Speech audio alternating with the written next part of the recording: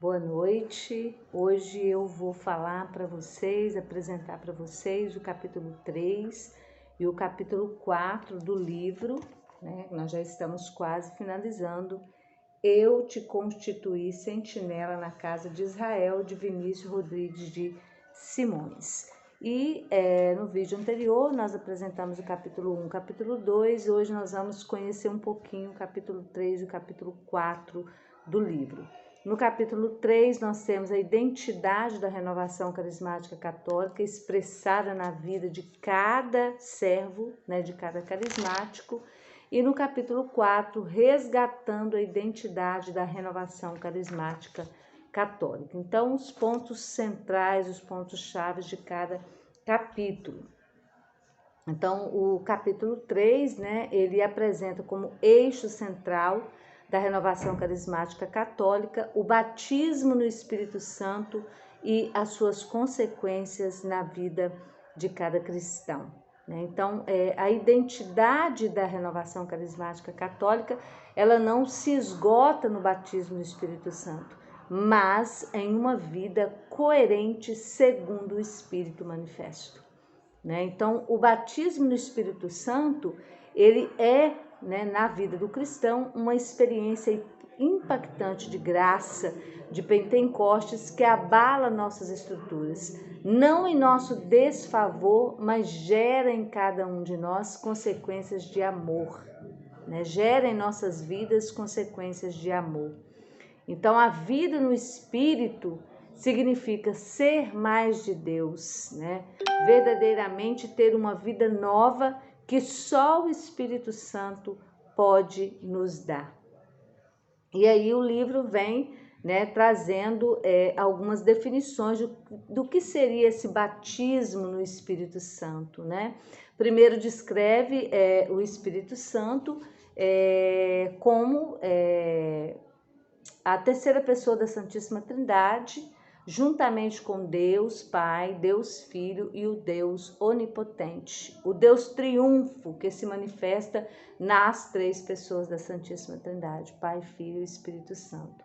Então Jesus, na última ceia, ele nos prometeu que ele enviaria do Pai o Paráclito do mundo, o que significa que aquele que nos encoraja, aquele que nos reanima, que nos fortalece, que revive, que intercede em nosso favor, como aquele que nos defende, o nosso defensor, o nosso advogado. Para nós cristãos, isso significa o próprio Espírito Santo. Então, o Espírito Santo é a parte de Deus que vai agir em cada um de nós. É Ele quem permite o contato direto com Deus. E João 14, versículos 16 e 17, ele fala justamente que o Espírito Santo tem todas as características de uma pessoa, como descrito no livro, no 3º capítulo, Ele fala, ele pensa, ele sente, ele age. Logo, o Espírito Santo não é algo, mas ele é alguém, é uma pessoa divina no qual nós podemos nos relacionar sempre de forma profunda e de forma amorosa, Então a gente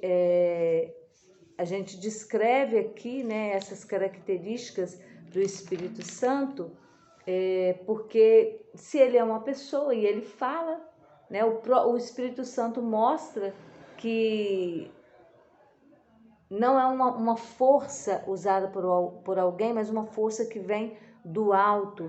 E por isso ele fala, ele pensa, porque ele tem capacidade própria intelectual, sonda e compreende todas as coisas de Deus, o que o humano não poderia compreender.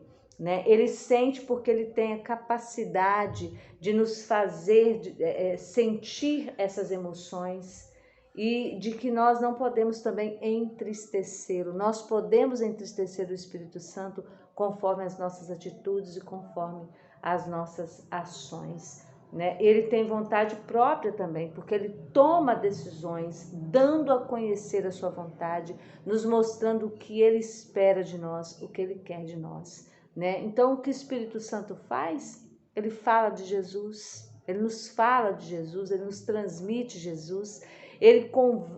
nos convence de que somos pecadores, nos fazem ser convencidos de que estamos no pecado, né? E que o pecado muitas vezes está em nós. Então ele age em cada um de nós, ele nos transforma, né? Quando nós reconhecemos Jesus como nosso Salvador, é o Espírito Santo que atua em nossas vidas. Ele é também o nosso guia, porque o Espírito Santo nos ensina a viver conforme Deus quer, conforme o que Deus espera de nós. Então é Ele quem nos ajuda a interpretar a palavra de Deus. Ele nos capacita a novas atitudes após vencer o pecado e a viver de maneira digna. Então a capacidade de testemunhar e nos ensinar a fazer boas obras. Então todos nós podemos recebê-lo, porque Ele vai atuar no nosso coração, no coração daquele que deseja o Espírito Santo. Então, se você precisa de fé,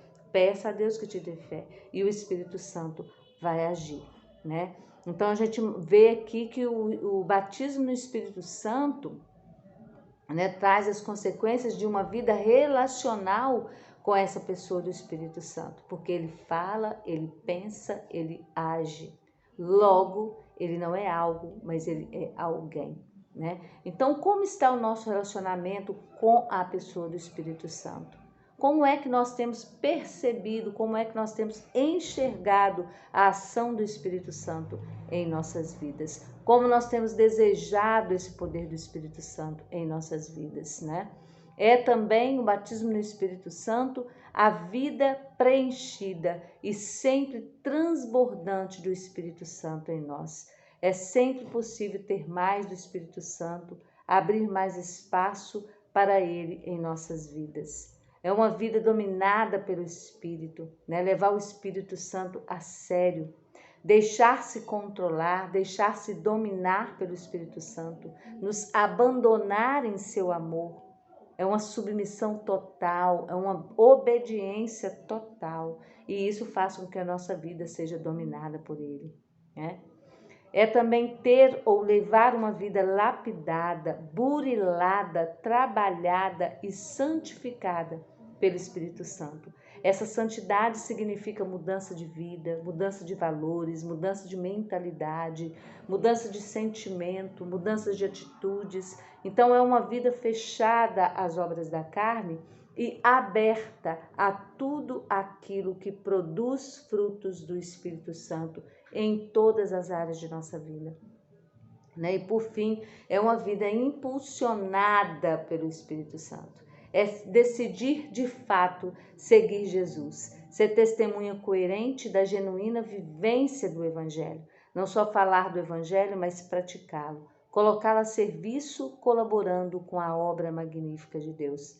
Então, santidade é missão. Produzir frutos de santidade, vida verdadeiramente carismática, deixar-se ferir pelo amor divino e ferir-se de amor, né? Porque esse ferir do amor divino é ferir-se de amor, transbordar de amor, né? Então, nós cristãos, nós carismáticos, né, devemos ser rosto e memória de Pentecostes onde formos e estivermos. E quando a gente fala de fruto do Espírito Santo, a gente está falando, né, do fruto, mais o fruto do Espírito Santo, que é amor, a alegria, a paz, a longanimidade, a benignidade, a bondade, a fidelidade, a mansidão e o domínio próprio. Que o próprio livro de Gálatas, né, capítulo 5, versículos 22 e 23, nos trazem. Então, aí está uma síntese, né, dessa identidade da renovação carismática que é e deve ser expressada na vida de cada servo carismático.